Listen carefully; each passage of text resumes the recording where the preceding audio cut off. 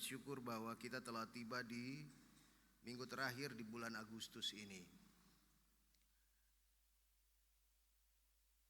Hari ini memang minggu terakhir dari bulan Agustus, tapi juga hari dimulainya pencanangan Pekan Pembinaan Keluarga GPM,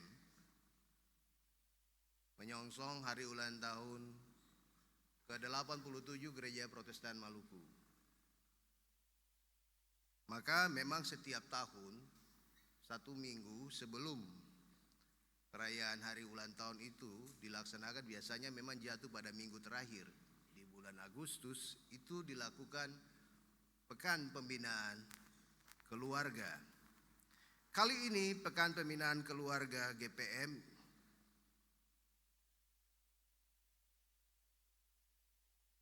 dilaksanakan di bawah tema Takut akan Tuhan, seisi rumahmu diberkati.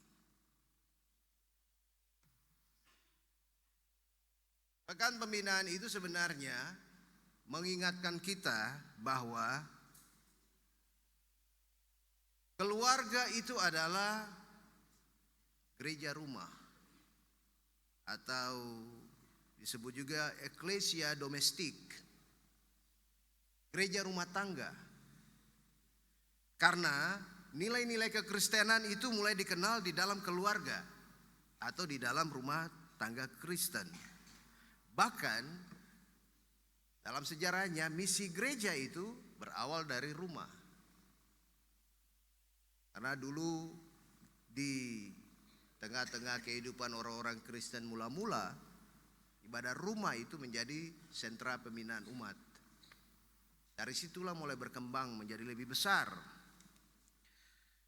Dan ini mengingatkan kita bahwa rumah atau keluarga itu penting karena dia yang menghidupi gereja.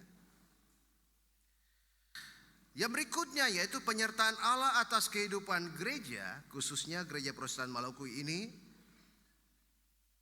itu juga terjadi karena keluarga-keluarga kita.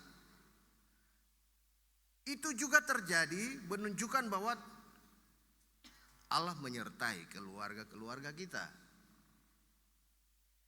Allah menyertai GPM, berarti Allah juga menyertai keluarga-keluarga kita. Dalam hal ini secara kelembagaan sebagai warga GPM. Berarti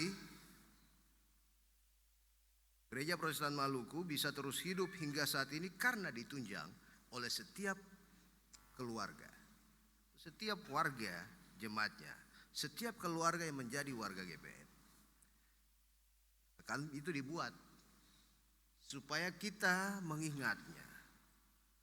Tetapi ada satu hal juga yang penting, mengapa pencanangan Pekan Pembinaan Umat atau Pekan Pembinaan Keluarga GPM itu dilaksanakan.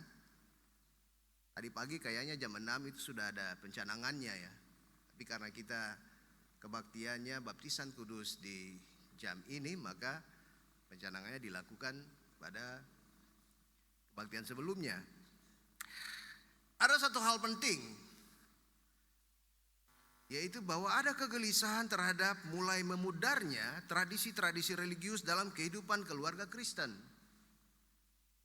Karena perkembangan dunia, karena pengaruh-pengaruh dunia yang semakin kuat. Ya, dengan budaya materialistis, budaya-budaya serba instan, hedonisme, dan teknologi yang membuat sehingga tradisi-tradisi religius yang sebenarnya dia tumbuh di tengah-tengah keluarga Kristen itu mulai memudar. Kalau dulu misalnya di keluarga-keluarga Kristen itu setiap rumah itu pasti ada piring nazar. Kita yang tahu sekarang di setiap keluarga Kristen ada kesing.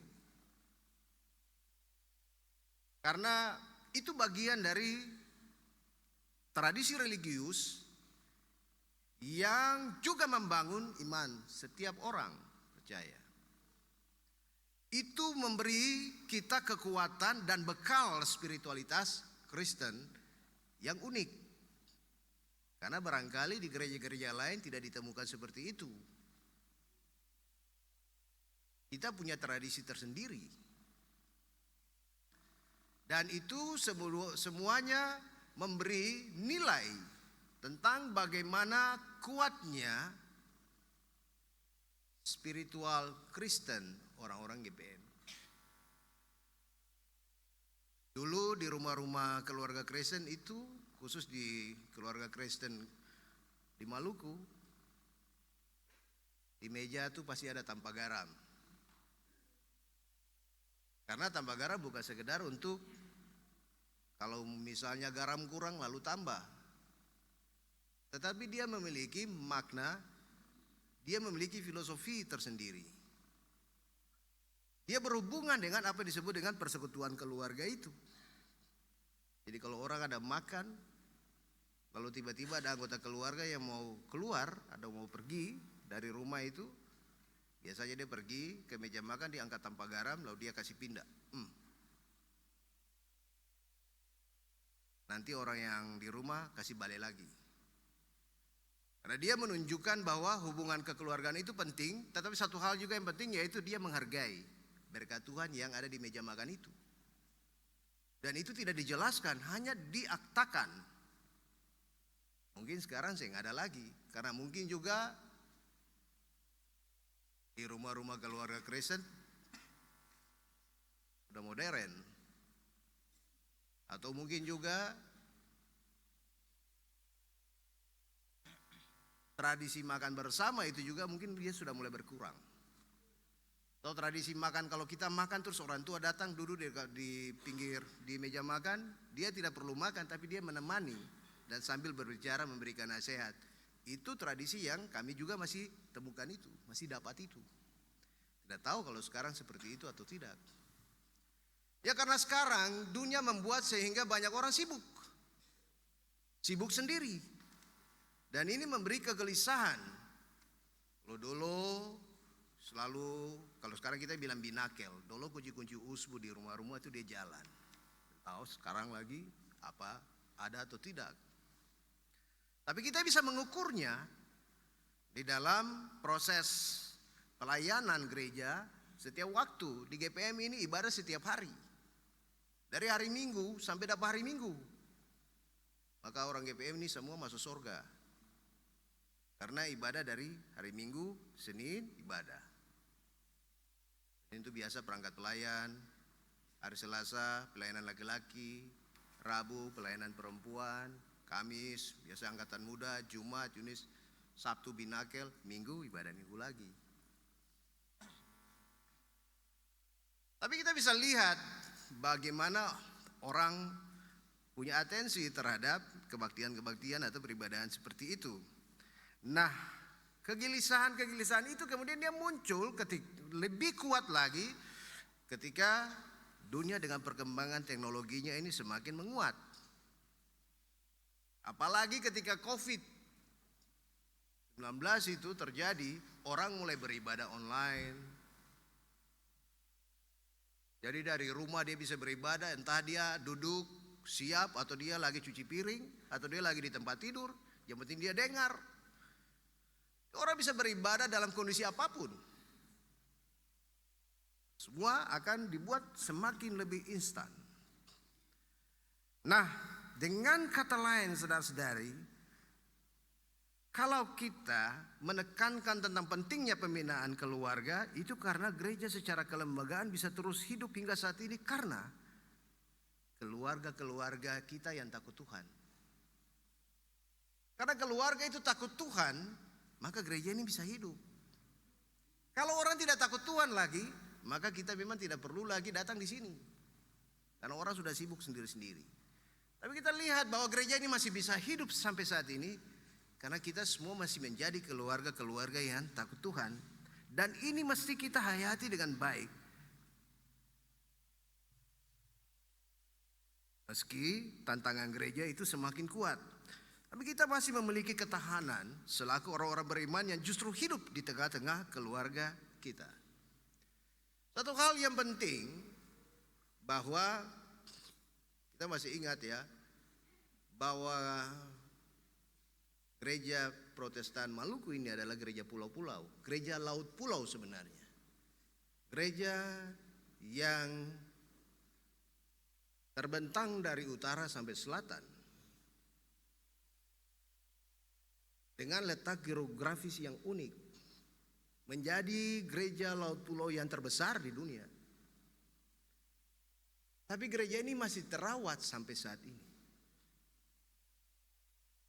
87 tahun nanti usianya, gereja ini masih terawat dengan segala kondisinya yang rumit dan unik. Ada pedalaman, ada pesisir, ada tempat yang jauh sekali, ada yang sampai di lokasi terluar dari Indonesia. Tapi kita masih bisa terawat, terjaga sampai saat ini. Sementara gereja-gereja di daratan ya kemungkinan ada yang juga terpaksa pecah dengan berbagai alasannya. Tapi rahmat Tuhan itulah yang membuat sehingga kita masih terjaga, dan itu ditentukan oleh keluarga-keluarga yang takut Tuhan, yang masih menjaga akan kehidupan gereja ini. Bila gereja dilihat sebagai persekutuan orang percaya, dalam hal ini kita memahami secara teologis gereja itu adalah persekutuan. Dan persekutuan itu adalah persekutuan tubuh Kristus. Kalau disebut persekutuan tubuh Kristus adalah persekutuan yang utuh, di mana Kristus adalah kepalanya dan kita adalah anggotanya. Maka kalau gereja dilihat seperti itu, maka keluarga adalah gereja mini. Keluarga juga pun harus dilihat sebagai tubuh Kristus, di mana Kristus adalah kepalanya. Nanti secara sosiologis kita bisa bilang bahwa ya kepala rumah tangga, kepala keluarga itu ada. Tetapi secara iman kita harus memahami bahwa yang menjadi kepala atas rumah tangga dan keluarga kita adalah Yesus Kristus sendiri. Dia adalah kepala dari segala kepala. Dan itu yang membuat sehingga rumah tangga dan keluarga itu adalah milik Kristus. Campur tangan Allah di dalam Yesus itu yang akan terus menaungi kehidupan keluarga, karena dia adalah kepala bagi kita. Ini sebenarnya mesti dipahami dengan baik sehingga kita mendasari kehidupan keluarga kita di bawah terang Kristus. Nah, kalau kita lihat apa yang disampaikan pemazmur dalam nyanyiannya ini menggambarkan pentingnya keluarga yang takut Tuhan. Kita bisa melihatnya walaupun cuma 6 ayat, terlihat bahwa setiap unsur dalam keluarga inti itu dia bilang di situ. Kalau dia tidak menyebut secara jelas suami, tapi dia menyebut laki-laki. Dia menyebut siapa yang bekerja berjerih payah, itu ditujukan kepada laki-laki. Karena nyanyian siarah itu dalam peribadatan yang dilaksanakan di Yerusalem itu diarahkan kepada laki-laki yang beribadah. Ada juga unsur istri dan anak-anak. Kita lihat bahwa di bagian awal pasal 128 ayat 1 ini disebutkan, berbahagialah setiap orang yang takut akan Tuhan. Setiap orang yang takut akan Tuhan berarti baik itu dia orang tua, orang dewasa, anak remaja, pemuda, perempuan, laki-laki, setiap orang. Setiap orang yang takut akan Tuhan, maka dia pasti berbahagia. Pertanyaannya, apa itu takut akan Tuhan? Kita mungkin akan menjelaskannya panjang lebar. Takut akan Tuhan itu tuh macam apa? Tetapi di sini dijelaskan secara sederhana. Yang hidup menurut jalan yang ditunjukkannya. Berarti takut akan Tuhan itu adalah tentu hidup menurut jalannya. Nah, tidak heran kalau kita baca kitab Mazmur 1 sudah bicara tentang jalan orang benar dan jalan orang fasik. Dia memulainya dengan jalan untuk menunjukkan bahwa jalan yang benar itu adalah mengikuti kehendak Tuhan. Jalan yang benar seperti apa? Ya, melakukan kehendaknya. Tapi sebagai orang Kristen kita tahu bahwa di dalam Yohanes 14 ayat 6 Yesus berkata, "Akulah jalan, dan kebenaran dan hidup. Jalan kebenaran itu apa? Yesus itu. Karena Yesus adalah jalan kebenaran dan hidup, maka kita harus mengikuti teladannya, teladan Yesus. Itu sederhananya. Misalnya kalau Yesus mengajarkan tentang kasihilah Tuhan Allahmu dan kasihilah sesamamu, ya kita mesti mengikutinya. Karena itu teladannya. Karena dia adalah jalan kebenaran dan hidup. Berbahagialah setiap orang yang takut akan Tuhan, yang hidup menuruti jalan yang ditunjukkannya. Jadi itu kunci dari seluruh kehidupan beriman orang percaya, termasuk kita di dalam keluarga. Orang tua bilang hidup itu takut Tuhan. Itu saja. Makanya orang tua dulu-dulu selalu bilang, biar miskin jua, yang penting Tuhan jua. Memang akibatnya belakangan setelah dunia semakin berkembang, kita pikir lalu apakah kita mau miskin terus menerus? Ya tidak juga. Tidak ada yang melarang kita juga menjadi kaya. Seperti Agur bin Yake bilang, jangan jadikan aku kaya, karena kalau aku kaya, aku akan berkata siapa Tuhan itu. Artinya sombong. Tapi kalau misalnya dia menjadi miskin, lalu aku mencuri dan mempermalukan nama Tuhanku, sama saja. Jadi yang jelas di sini bahwa letaknya di takut Tuhan. Biar miskin yang penting Tuhan jua.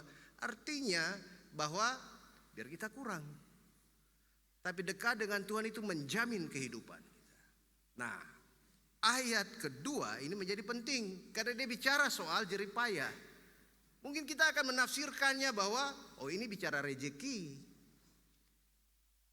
Bila engkau memakan hasil jerih payahmu, berbahagialah engkau dan baiklah keadaanmu.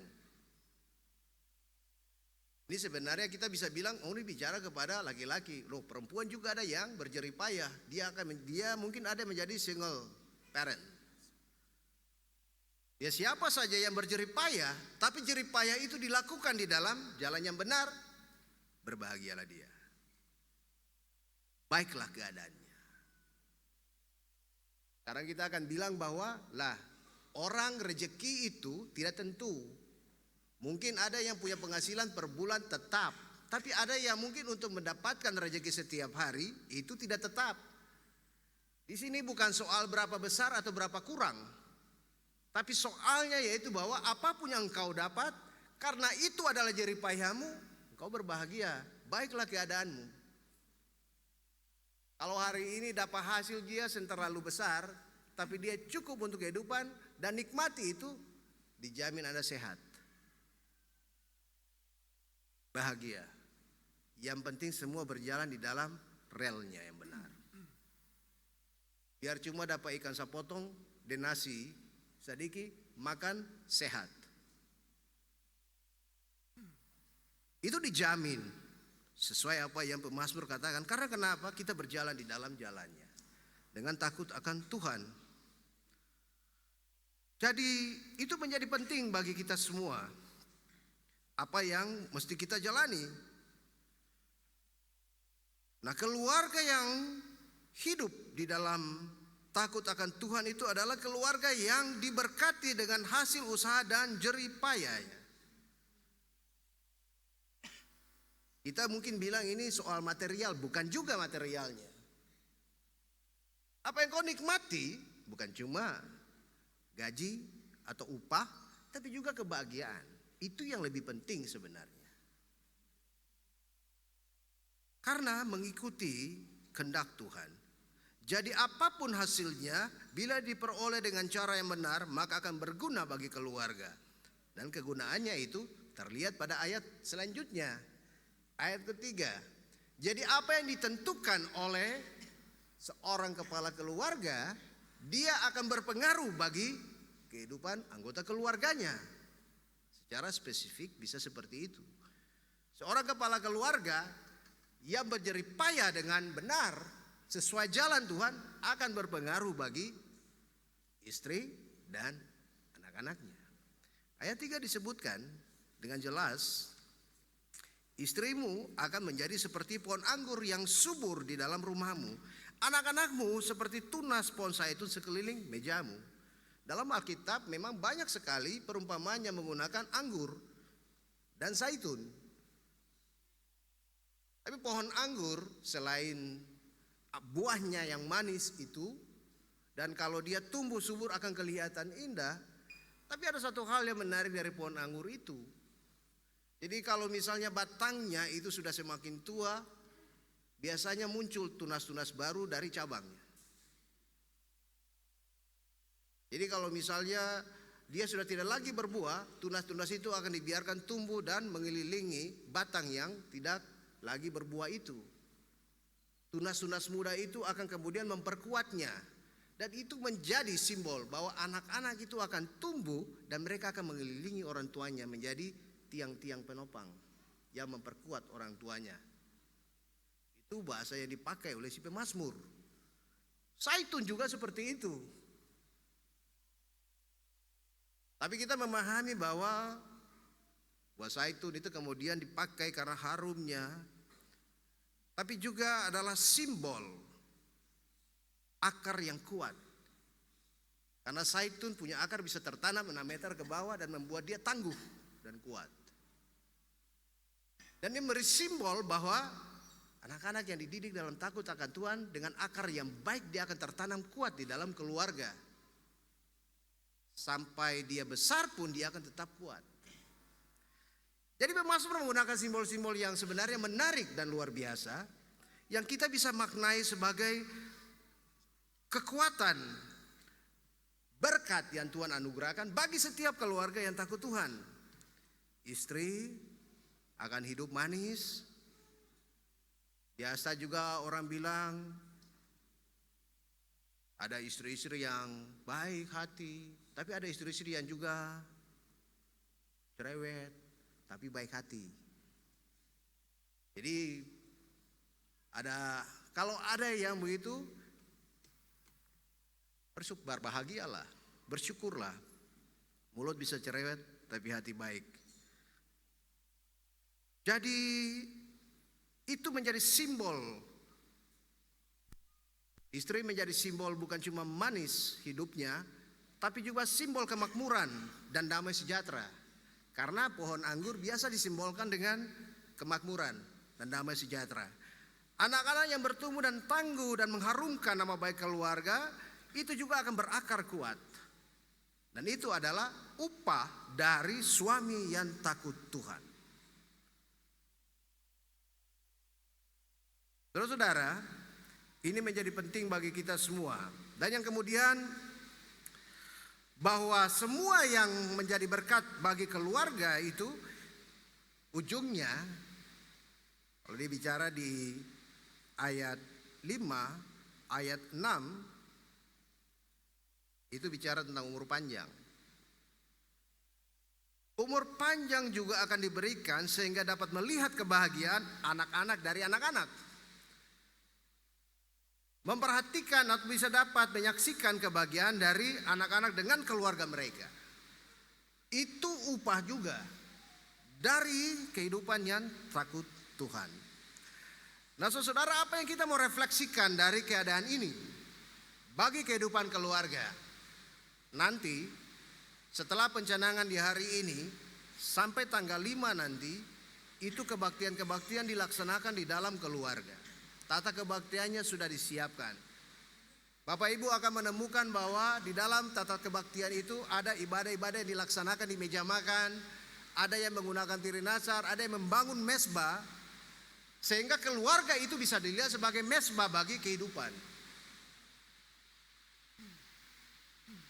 Dulu orang tua kalau dong bikin bernatsar pakai uang gobang tuh, uang gobang yang 100 itu, biasa pakai 3. Nah itu dalam tradisi beriman. Di hadapan piring nasar mereka tidak berdoa seperti kita sekarang lalu datang berdiri lalu berdoa begitu saja. Ada satu model cara yang betul-betul membuat sehingga mereka menghargai kekudusan. Karena simbol dari mesbah itu salah satunya adalah kekudusan. Selain persembahan tapi kekudusan. Mandi bersih, pakai pakaian hitam baik-baik, tunggu jam-jam sembahyang, baru berdiri di atas meja nasar itu baru berdoa. dengan penuh hikmat, dengan penuh rasa hormat kepada Tuhan. Itu yang kemudian membuat sehingga spiritualitas kekristenan orang Maluku yang biasa disebut memiliki korpus Kristianum sendiri, memiliki keunikan yang tidak dimiliki oleh orang-orang Kristen di tempat lain. Itu terjaga. Mudah-mudahan nanti setelah pekan pembinaan keluarga ini bisa dihidupkan kembali, sehingga keluarga-keluarga kita bisa kita lihat sebagai mezbah bagi kemuliaan Tuhan. Di dalamnya di situ ada model-model pembelajaran iman dan karakter kehidupan orang Kristen yang kita bisa pelihara dan terus hidupkan. Yang berikutnya yaitu bahwa takut akan Tuhan hanya dapat terpelihara dalam keluarga atau rumah tangga bila sejak keluarga itu terbentuk, itu menjadi kebiasaan. Dan kemudian itu diteladani turun-temurun.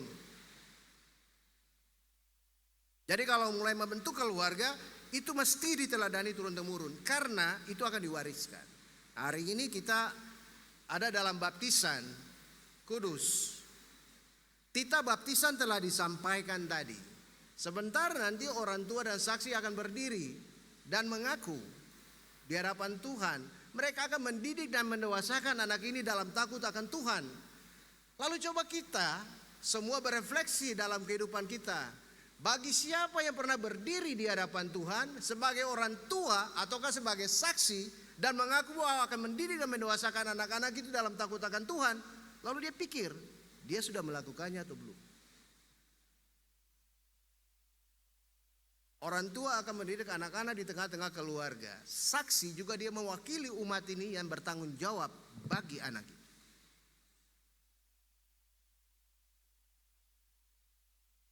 Kita akan membawa anak-anak ini dengan teladan-teladan supaya mereka bertumbuh menjadi anak-anak yang takut akan Tuhan. Kita tidak akan mendidik mereka dalam satu orientasi kebahagiaan yang bersifat material. Karena di dunia sekarang orang sudah hidup dengan segala macam model kebudayaan yang materialistik, serba instan.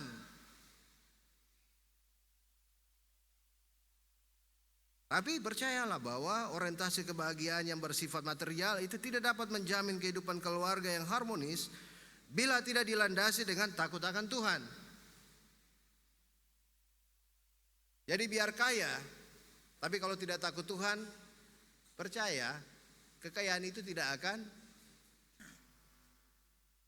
bertahan lama. Kita sudah lihat banyak bukti, apalagi yang trending topik sekarang. Kita punya kekuasaan, kita punya jabatan, tidak akan menjamin. Kalau tidak takut Tuhan, dia akan jatuh, dia akan hilang. Kita punya segala hal yang ada, dia tidak akan bisa kekal. Karena kalau tidak takut Tuhan, dia akan diambil. Maka tradisi religius ini harus terpelihara. Bila ada proses transmisi dari generasi ke generasi selanjutnya, meski dunia ini semakin berkembang, ya kita harus melakukannya. Kita harus menjaganya. Kita harus memberikan teladan itu kepada anak-anak dan seterusnya. Karena dengan demikian maka kita melakukan apa yang disebut takut akan Tuhan. Berkatnya itu yang nanti disampaikan ketika berkat pada anak yang akan dibaptis. Tuhan akan menjaga keluar masukmu dari sekarang sampai selama-lamanya. Tuhan memberkati kita semua. Amin.